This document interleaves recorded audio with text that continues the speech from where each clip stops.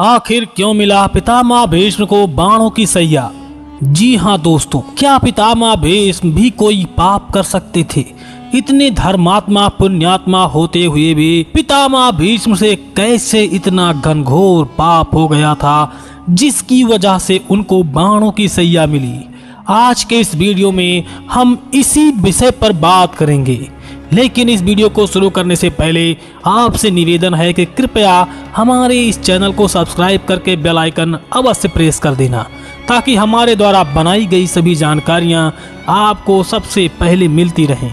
साथ में जय श्री कृष्ण कमेंट करना बिल्कुल भी मत भूलिएगा। भगवान श्री कृष्ण की कृपा आपके समस्त घर परिवार पर सदैव बनी रहेगी। दोस्तों, जैसा कि आप सभी जानते हैं कि महाभारत को हिंदू धर्म के सबसे पवित्र धर्म ग्रंथों में से एक माना गया है, जिसमें महाभारत युद्ध से लेकर उसके सभी पात्रों का चरित्र चित्रण विस्तार से किया गया है।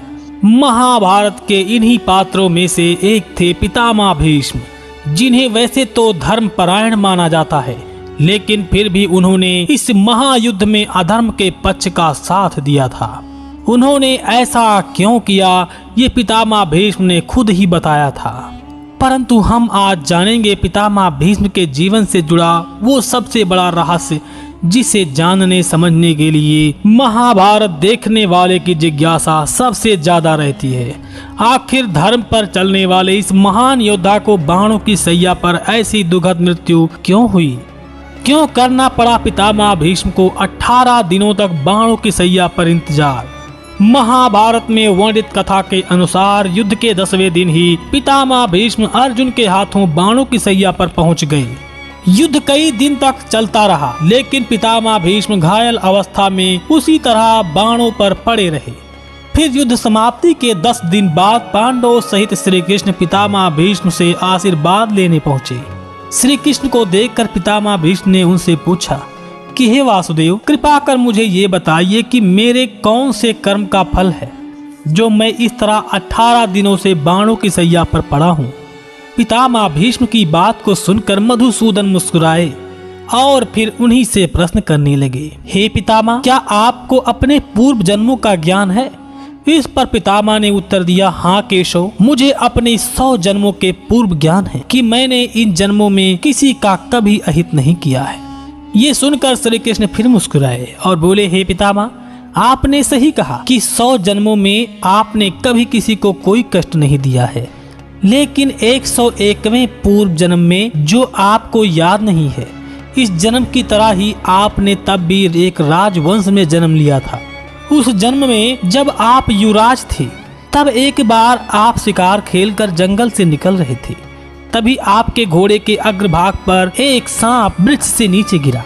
आपने उसे अपने बाणों से उठाकर पीठ के पीछे फेंक दिया और वह सांप जाकर बेर के वृक्ष पर गिरा, अर्थात एक कांटेदार वृक्ष पर गिर पड़ा, जिसकी वजह से उस बेर के कांटे उसकी पीठ में धंस गए, क्योंकि वह पीठ के बल गिरा था। उसके बाद वो सांप जितना निकलने की कोशिश करता, उतना ही कांटे उसके पीठ में चुभ जाते और इस प्रकार वह सांप 18 दिन तक तड़पता रहा और ईश्वर से यही प्रार्थना करता रहा कि जिस तरह मैं तड़प तड़प कर मृत्यु को प्राप्त हो रहा हूँ, ठीक इसी प्रकार मुझे इस हाल में पहुँचाने वाले युवराज का भी हो। परंतु पितामह, आपके पुण्य कर्म ऐसे थे कि आपका पूर्व जन्म बारंबार राज परिवारों में ही होता रहा और उस सांप का श्राप यथार्थ नहीं हो पाया। इस जन्म में हस्तिनापुर के राजसभा में सबके सामने द्रौपदी का चीर हरण होता रहा और आप मूक दर्शन बनकर देखते रहे, जबकि आप चाहते तो वो अत्याचार रुक सकता था। आप सक्षम थे, लेकिन आपने फिर भी दुर्योधन और दुशासन को नहीं रोका। इसी कारण हे पितामह, आपके सारे पुण्य कर्म क्षीण हो गए और आप पर उस सांप का श्राप भी लागू हो गया। इसलिए हे गंगापुत्र, जिस अवस्था में आज आप तड़प रहे हैं, ये आपके 100 जन्म पूर्व का एक कृत्य है। इस मृत्यु लोक में जन्म लेने वाले प्रत्येक मनुष्य को अपने कर्मों का कभी न कभी फल भोगना ही पड़ता है। याद रखें कि प्रकृति सर्वोपरि है और इसका न्याय आज नहीं तो कल होकर ही रहता है। इसलिए पृथ्वी पर निवास करने वाले प्रत्येक प्राणी व जीव जंतु को भी भोगना पड़ता है। वो उसे अपने कर्मों के ही अनुसार भोगता है। इसके अलावा महाभारत में एक और कथा का वर्णन मिलता है, जिसके अनुसार पितामह भीष्म पिछले जन्म में एक वसु थे। 8 वसु भाइयों में एक दिव नाम के वसु थे। एक बार ऋषि वशिष्ठ की कामधेनु नाम की एक दिव्य गाय का हरण कर लिया, जिससे क्रोधित होकर वशिष्ठ ऋषि ने 8 वसुओं को मनुष्य योनि में जन्म लेने का श्राप दे दिया। ऋषि के श्राप से घबराकर वसुओं ने महर्षि वशिष्ठ से क्षमा मांगने वहां पहुंचे। वशिष्ठ से क्षमा मांगने के लिए प्रार्थना, जिस पर महर्षि वशिष्ठ ने कहा कि द्यू को छोड़कर अन्य सारे वसु जन्म लेने के तुरंत बाद श्राप से मुक्त हो जाएंगे, किंतु द्यू को अपनी करनी का फल जीवन भर भोगना होगा। इसी द्यू ने अपने अगले जन्म में गंगा की कोख से देवव्रत के नाम से प्रसिद्ध हुई और देवव्रत ही आगे चलकर भीष्म प्रतिज्ञा करके पितामह भीष्म कहलाए। ऐसा माना जाता है कि प्रतिज्ञा लेने के बाद पितामह भीष्म ने हस्तिनापुर की गद्दी पर कुरुवंश का शासन बरकरार रखा और कई तरह के अपराध भी किए थे, जो शासन के लिए तो आवश्यक थे, परंतु धर्मपरायण भीष्म पितामह के चरित्र के अनुसार अन्य रूप कदापि नहीं थे। उदाहरण के तौर पर सत्यवती के कहने पर ही भीष्म ने काशी नरेश की 3 पुत्रियों अम्बा, अम्बालिका और अंबिका का अपहरण किया था। बाद में अम्बा को छोड़कर अम्बालिका और अंबिका का विवाह उन्होंने सत्यवती के पुत्र विचित्रवीर से करवा दिया था।